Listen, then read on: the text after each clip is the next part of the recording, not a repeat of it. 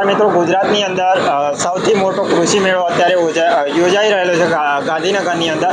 તો 200થી વધારે કંપનીઓ અહીંયા આગળ ભાગ લઈ રહી છે અને કંપનીઓ એવું જણાવી રહી છે કે અમે અમારી પ્રોડક્ટથી ખેડૂતને પોતાની લાઈફની અંદર કેવી વેલ્યુ એડ કરી શકીએ છીએ અને અમારી પ્રોડક્ટ વાપરવાથી તમને કેટલો ફાયદો થાય છે.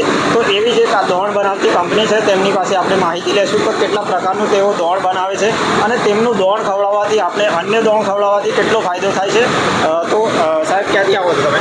હું આવું છું પાલનપુરથી. હા, તો તમે કઈ પ્રોડક્ટ લઈને આવેલા? અમારી પ્રોડક્ટનું નામ છે, કંપનીનું નામ છે પ્રોટીના કંપની.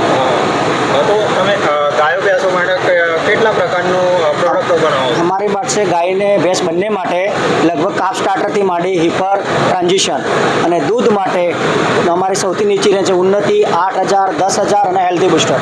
આવી 8 પ્રકારની પ્રોડક્ટો છે અમારી જોડે. માની લો કે અમે તમારે દોણ ખરીદીએ છીએ અને ગાય ભેંસને ખવડાવીએ છીએ, તો મારા અલગથી મિનરલ મિક્સર અથવા તો અન્ય પાવડરો આપવાની જરૂર છે કે અથવા તો એના ઉપર તમે એવું મિનરલ સેટ કરીને આપ્યા છે કે મારે અલગથી આપવાની જરૂર નથી? હા, એના અમુક લેવલથી એના સેટ કરેલા છે કે લગભગ તમારે બહારથી આપવાની દિવસનું 20-25 લીટર ગાયનું દૂધ હોય તો જરૂર નથી પડતી.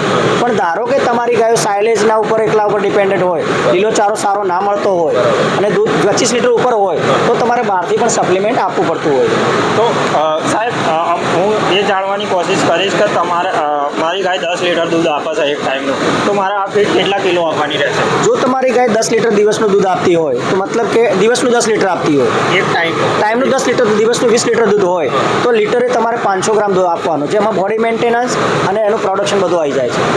તો મિત્રો, આ હતી તે દોણ બનાવતી કંપની અને તેમના જે પણ માલિક છે અથવા તો સાહેબ છે, તેમને માહિતી આપી. તો તમને આ માહિતી કેવી લાગી કમેન્ટ કરજો અને તમે આ પ્રોડક્ટ મંગાવવા માંગતા હોય તો કેવી રીતે મંગાવી શકો છો? આ પ્રોડક્ટ તમારે મંગાવી હોય તો અમારા ત્યાં ફેસબુક ઉપર પેજ ચાલે છે, પ્રગતિશીલ પશુપાલક બનાસકાંઠા.